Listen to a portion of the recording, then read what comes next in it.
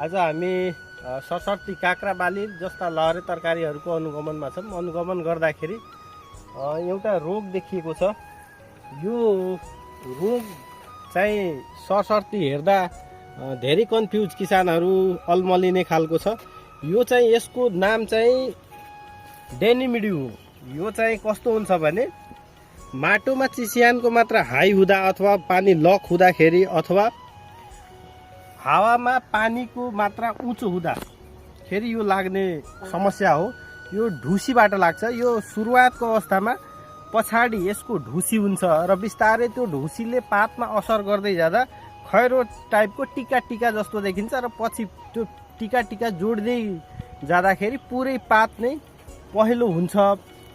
यसलाई यो यसरी चिन्न सकिन्छ डेनिमिडी हो भनेर। यसलाई रोकथामको लागि हामीले फङ्गिसाइड अथवा ढुसीनाशक विषादी भन्छौँ नेपालीमा। ढुसीनाशक विषादी प्रयोग गर्न सकिन्छ।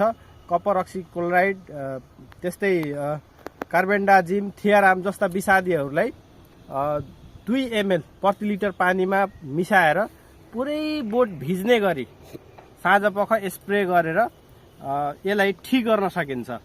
धन्यवाद।